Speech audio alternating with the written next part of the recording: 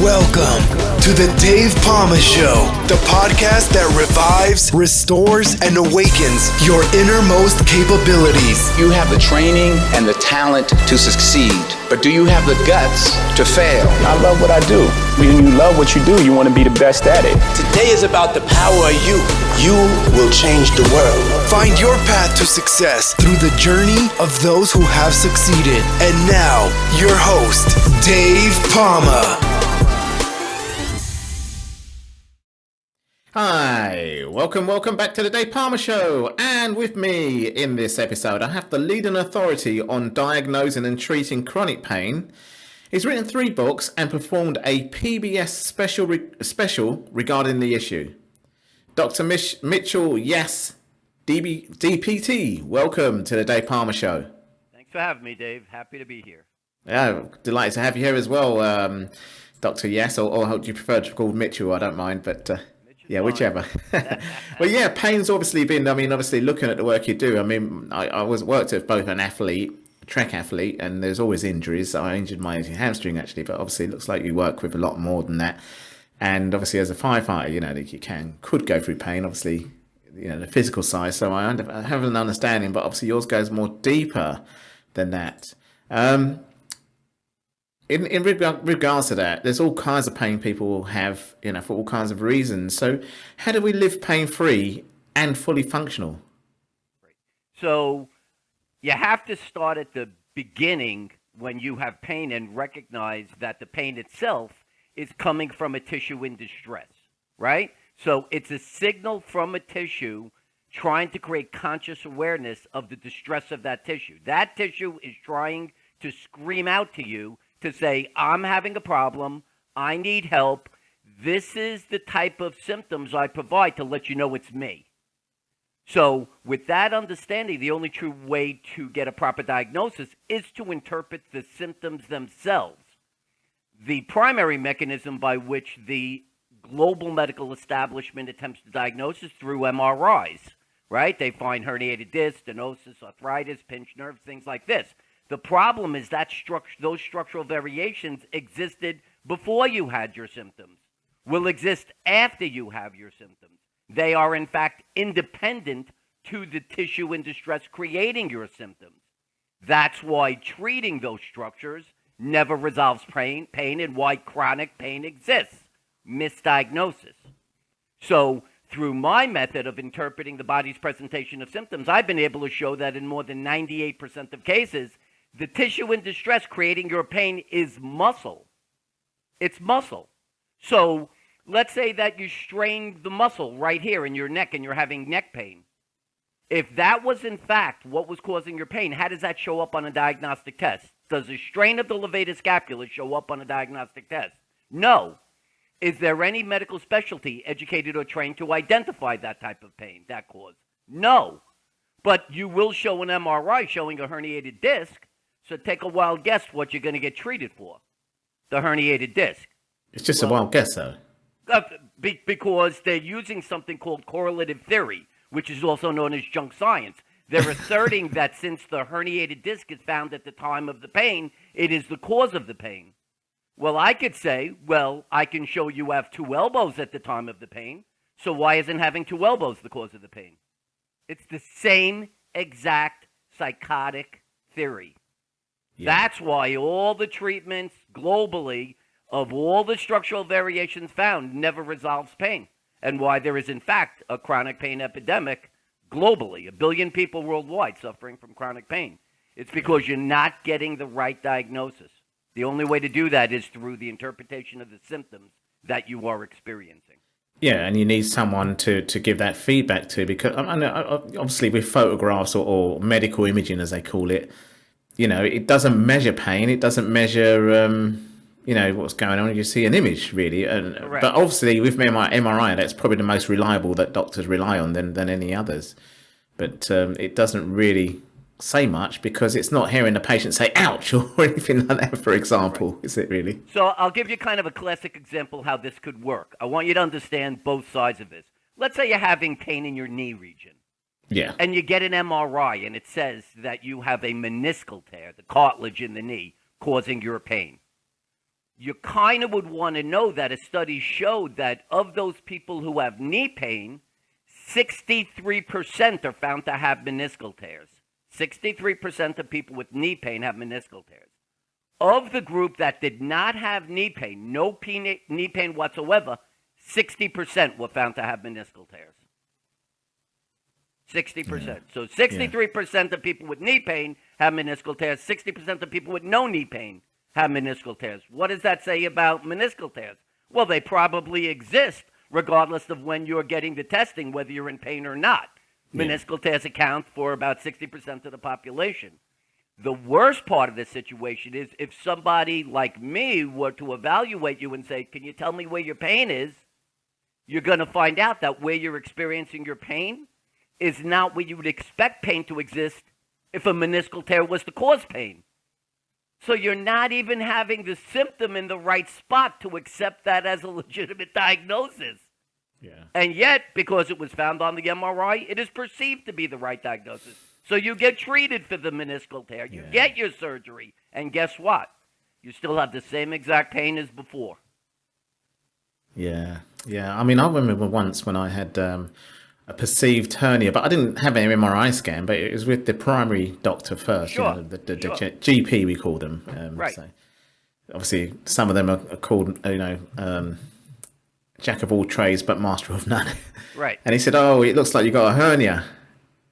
And I had to, in the UK, we have to go on a wait list because it's free. Well, it's free medical care, basically. So, right. I waited back. I was training as an athlete, as a track athlete, and I was a firefighter at the same time. I still carried on working as a firefighter. It wasn't a problem. But if it was a perceived hernia at the time, I would have been off. It would have got worse. So it made me think, okay, well, I better not, carry on doing my track training because that's quite more, intensive, or any weight training or anything like that. But obviously I carried on working as a firefighter because I could get away with doing it. And obviously that was paying my paycheck. Well, anyway, 2-3 months went where I had to completely stop the more intensive workout for competitions. It's like literally just only stay fit for your job. Right. I got to see the specialist, and then he said, "This is just a classic groin injury. It's not a hernia at all." So I mean, these MRI scans are not going to measure that either, are they?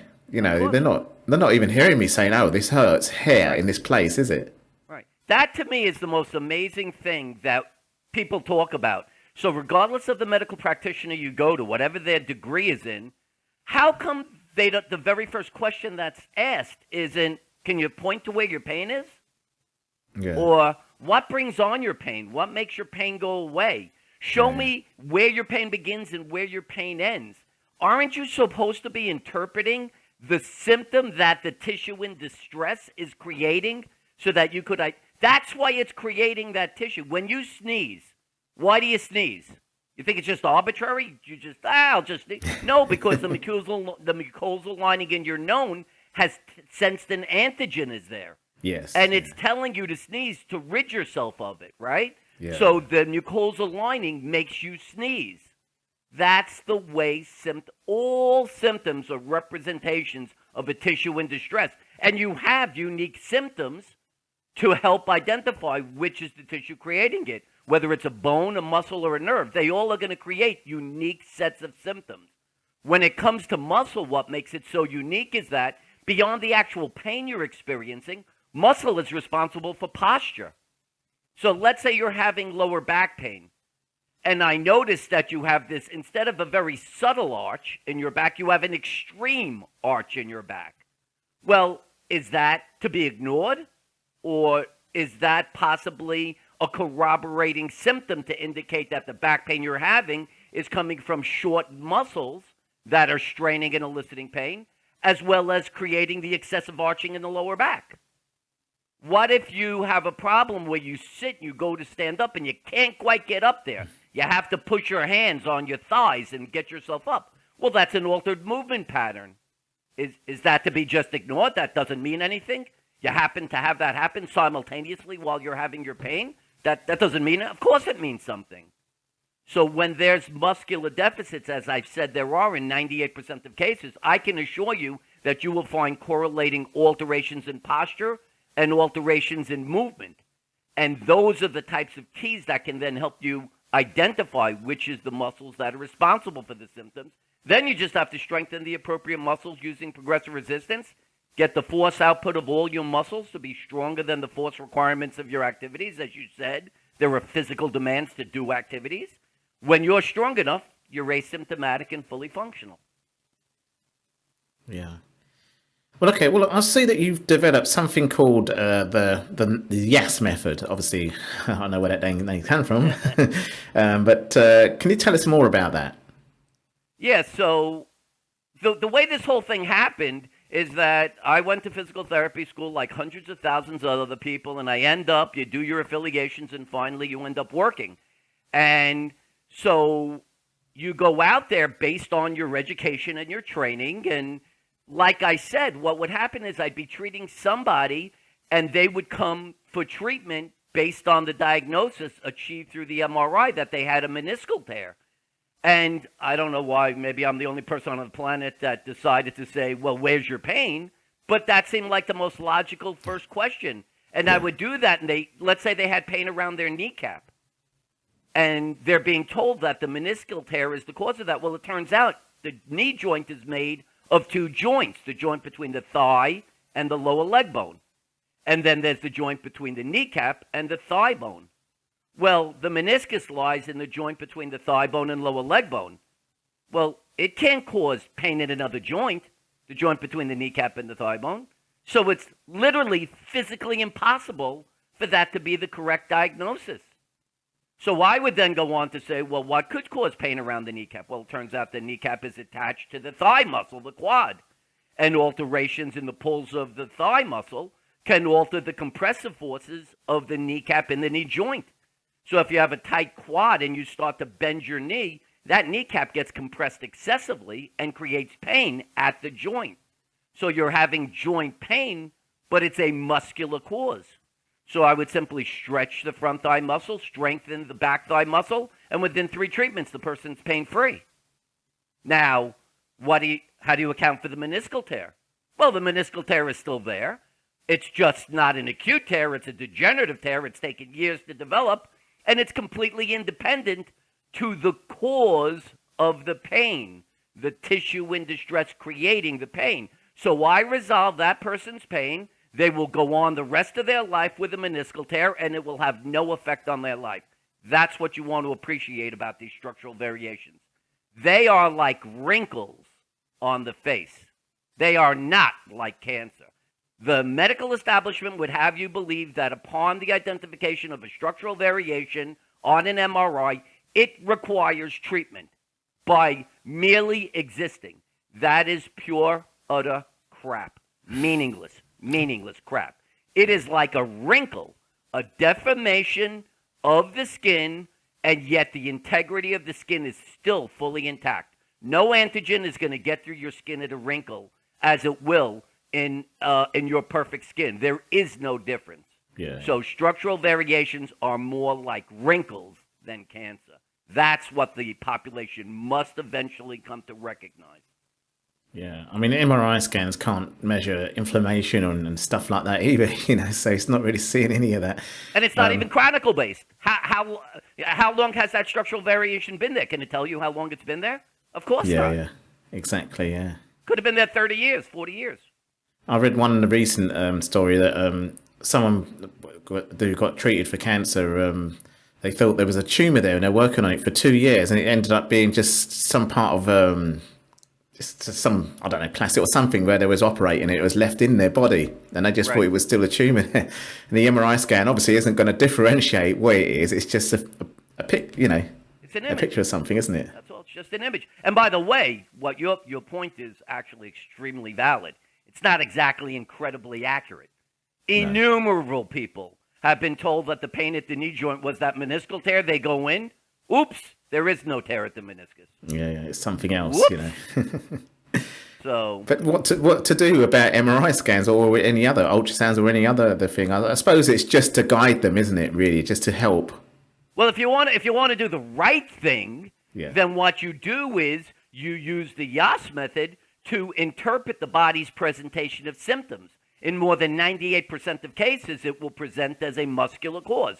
It is your symptoms will show that it's a muscle responsible, right? But what about that other 1.5 to 2%? Well, if I evaluated somebody and I thought that, in fact, they legitimately were bone on bone, which you can't identify through an X-ray or MRI, you have to look at a physical presentation and see that there's a major loss of range of motion, and at that end range, it feels like a bone hitting another bone. That's the physical presentation of being a bone on bone. If I found that physical presentation, then I would send them for the X-ray or MRI. At that point, just to corroborate the picture, to confirm it, right? But it's not reversed. You don't treat based on the MRI and ignore symptoms. That's insanity. No. And yet it is the global mechanism. So, just think of diagnostic testing as a means of corroborating the interpretation of symptoms. Because, as you just said, and you keep saying, symptoms are real.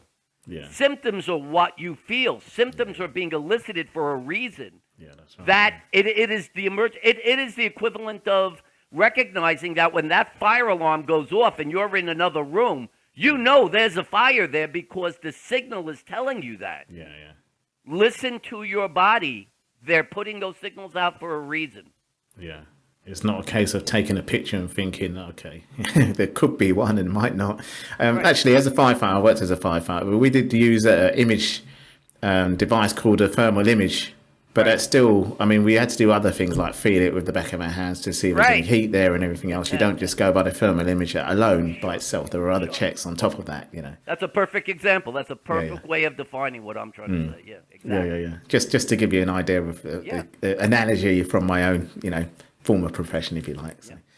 Yeah, excellent. Okay, well, I see you've got 3 books out. Can you tell us about the books one by one? What they are? The first book I wrote was Overpower Pain. And in that book, it was my first book, so I was trying to say, if you're willing to accept that the cause of your pain is muscle, I'm going to show you the most common muscular deficit at any one of the joints in the body from the head to the toe.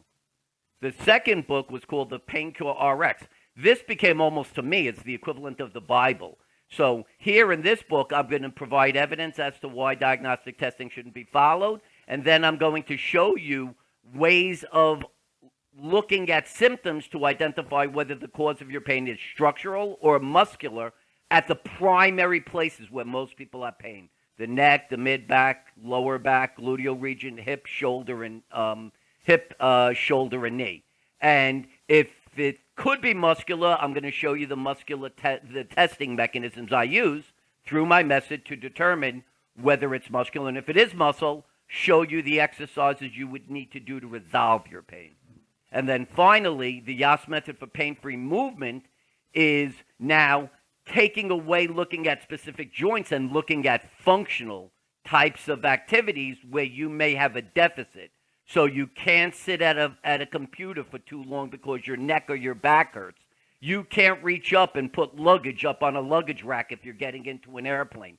It was looking at specific functional deficits and then trying to explain what the muscular causes would be for that, and then provide you with the exercises to resolve those deficits, those functional deficits. So that's the 3 books. Yeah, wow, that's good going. I'm sure there's going to be more books with everything, your knowledge just coming out, flowing, like a plethora of knowledge there with on the topic there. But I also see that you've got an event coming up on the 22nd of September, which is sponsored by What Doctor Don't Tell You. Tell us about that. Yeah, so they're doing a low back pain webinar. I believe it's 2 hours, and they're going to have 4 experts discuss different aspects of back pain. I believe the area I'll be discussing is sciatica, and I would love everybody to come and watch and listen, because you're going to find out that sciatica has nothing to do with the lumbar spine. It literally doesn't. The sciatic nerve begins in the gluteal region and ends at the back of the knee. So if you are to have a symptom of sciatica, which is pain from the gluteal region down to the back of beyond the knee to the foot typically, then you're going to have to irritate the nerve within its path. And since its path is nowhere near the lumbar spine, it wouldn't matter what structural variation existed. It couldn't create sciatica. It's actually associated with hip dysfunction because there's a muscle in the gluteal region related to hip function that strains, thickens, and impinges on the nerve. So I am telling you right now that sciatica is actually related to hip dysfunction. It has nothing to do with a spinal abnormality. I promise you it is irrefutable. I will be presenting the evidence for it, and it's a massive, massive issue. Millions of people worldwide suffer from sciatica, and they continue to be told that it's coming from their spine. They get epidural nerve blocks, they get pain medication, they get surgery, and they continue to have it. And the reason is because you're looking for the cause in the wrong place. You're not understanding where the symptoms come from. You must get the right diagnosis or you'll never get the right treatment. So, again, it'll be on September 22nd. I think it's 5 p.m. in England. Starts. But this show is global anyway, so. Okay, perfect, yeah. So you could just Google. I think it's called "Get Well: The Back Pain Show," right. And yeah, you can join from there. Excellent. Well, as well as Googling there, where else can they find about more information about what you do and also about your other books and everything else? Sure. So the easiest way, the two ways of reaching me, if you want to seek more understanding of what I do or you'd like me to help resolve your pain, you can reach me by email at drmitch@mitchellyass.com. That's drmitch@mitchellyass.com. So that's drmitch@mitchellyass.com. You can go to my website, Live Without Pains, it's plural, livewithoutpains.com, and if you put /sessions, you'll be able to go to the page that allows you to schedule a Yass Method Zoom session. The greatest gift I can give to people is recognizing that you don't have to come to Jacksonville, Florida to get treated. You don't have to come globally just to get the treatment. You can get it by Zoom session by going to livewithoutpains.com/sessions, and there's a Calendly there, and you can schedule the day and time that's most comfortable for you. All you need is a resistance band and a chair. You don't need hundreds of dollars of equipment. It's very simple, and the sessions are videotaped. So that's what you use to go forward to make sure you're doing things correctly. I've been doing this via teleconferencing before there was even Zoom, when there was only Skype. I've been doing this for 5, 6, 7 years already. So it's very effective, and it is a great way to finally recognize what is the tissue in distress eliciting your symptoms. Because without that, without a diagnosis, you've got nothing. Yeah. Doing treatments for the sake of treatment, lots of people will tell you, I've got the treatment that's going to resolve your pain. And then you just do the treatment. But no one's actually tried to evaluate what's the tissue creating the symptom. If you don't know what the tissue is, how do you treat the right tissue? So my promotion to everybody is, don't get treatments for the sake of getting treatments just because someone says it's going to work. You first have to know what tissue you're treating. What is the tissue creating your symptom before you could ever resolve the symptoms being created by that tissue in distress. And that's what you get by getting a Yass Method Zoom session. Excellent, excellent. And can you remind everyone of your website again so they can find out more about this? Sure. It's livewithoutpains, PAINS.com. livewithoutpains.com. Excellent. Well, Mitchell or Dr. Yass, whichever you prefer, it's really been informative what you've explained. It's quite it's common sense in a way, but it's also groundbreaking because you're telling the truth about what's really going on in terms of, especially with misdiagnosis, which does go on quite a lot with doctors, and they wouldn't want to admit it because obviously they've got, they've got their own license to kind of protect and stuff like that. And they also want to know that they're keeping this knowledge. But, sometimes it's very difficult. But of course, you're telling a kind of common sense truth about what it is that really you need, to find out. And ultimately, the thing that the person has to make the decision on is, are you going to continue to follow a process that for months or years has done nothing to resolve your pain? Are you going to continue to believe that the next thing that they do is the answer? Or are you going to take responsibility for yourself? And that's all I'm asking. I'm asking people to think to themselves, well, at least let me listen to this guy, what this guy has to say. And as you said, if it makes sense, if there's common sense to it, then follow it. Don't follow it because I say. If I become world famous and the name is known, universally, I'm not telling you to follow me for that reason. That's the same reason I would everybody else is telling you to do. Yeah. I want you to only follow this because it makes sense to you. Then believe in your ability to determine what's right and move forward. Absolutely. Well, as I say, Mitch, it's really been informative, giving this information to my audience out there, and all the good work you're doing to everyone out there. So, it's really great. And thanks a lot for coming on the show and speaking to us today. Thanks for having me, Dave. I really appreciate it. Thank you. That's all for this episode. Thanks for listening, and remember, if you want to support what we do, then share, subscribe, and leave a review over on Apple Podcasts, or head over to my website, davepalmer.com, and click on Rate Show. Well, that's all for now, but I'll see you in the next episode of The Dave Palmer Show. Follow us on Facebook, Twitter, and Instagram.